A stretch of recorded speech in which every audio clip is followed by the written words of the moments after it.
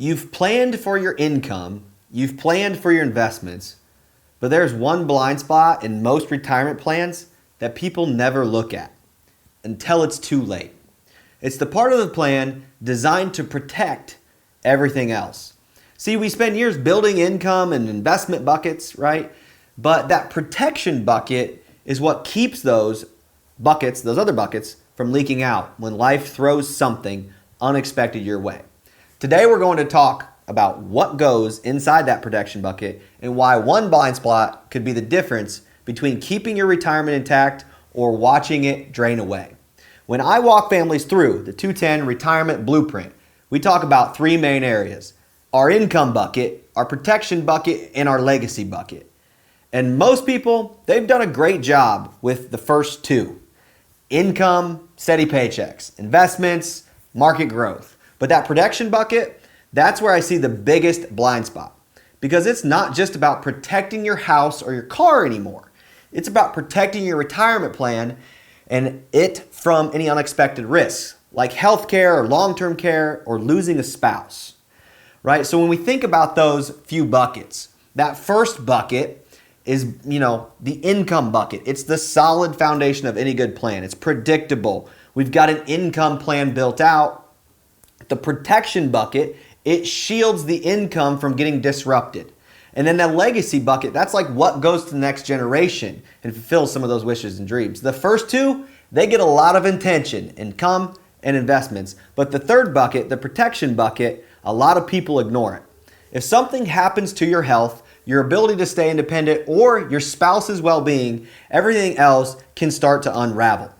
The protection bucket isn't the exciting part of the plan, but it's the part that keeps everything else kind of standing. In other words, it keeps everything together. Most retirees are going to assume that Medicare will cover those long-term care costs, but it doesn't always. A single event like needing care for 2, 3, 4 years can drain hundreds of thousands of dollars. It's not just about the money. It's about control, dignity, and how your family experiences these moments. The blind spot isn't just not having coverage. It's not having a plan. You don't plan for long-term care because you expect to use it.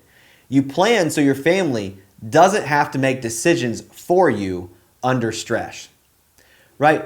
Maybe we need to think about how's it going to make your spouse feel, your family feel, when they've got to figure out where does that money come from first, right? When we think about kind of filling up those blind spots, the goal isn't necessarily to scare you. It's more to make you aware that maybe there is a blind spot and maybe we need to cover that long-term care need, right? There's a lot of different ways that we can take care of long-term care, whether it's self-funding, it's long-term care policies, it's annuities. Most commonly these days, it is something called asset-based long-term care, which is essentially life insurance that you can get the death benefit on early if you need it, right? You can't control when life changes, but you can control how you prepare for if it does. We've got to have some sort of a blueprint that lays out that income bucket, that investment bucket, and that protection bucket. And you need to think more about that protection bucket because I think that's one of the biggest blind spots. When it comes to the protection bucket, we need to think, say, for an example, let's say you've got $2 million, all right? And you've got income coming in. And so out of that $2 million, maybe 750 grand of it has to be in that income bucket, meaning we need 750 grand of that 2 million to cover your income, right? Then the protection bucket, right? What's in that bucket? It's your emergency fund. That's going to protect you from the furnace, the roof, the things going out on you and you having to replace. So how much do we need in that emergency fund? We should decide, right? But then it's like, okay, how much is in that protection bucket under long-term care? Or maybe it's life insurance, depending on your situation and if you're married or not with a spouse, right? Is there money in that protection bucket?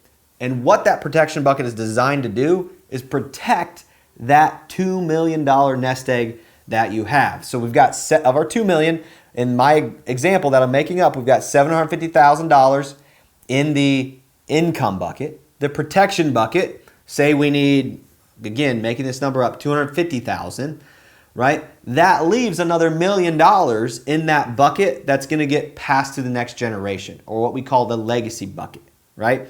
So a couple things are going to happen in that legacy bucket. Those dollars are going to go to your family, or they're going to go to charities, or they're going to go to the IRS, right? And so how do we set that bucket up in the best way possible to get as much money to either your family or your charities and the least amount to the IRS, right? So the protection bucket is very important. We're kind of talking about a three-legged stool here. We need all three legs.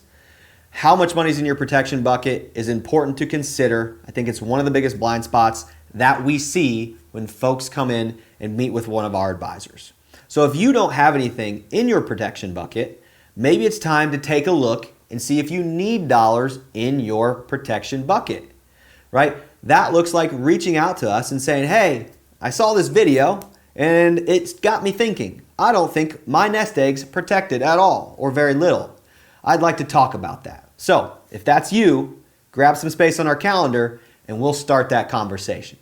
And as always, don't forget to like and subscribe, share or comment on this video, and we'll continue to upload educational content like this for you. I hope you enjoy. We'll see you next time.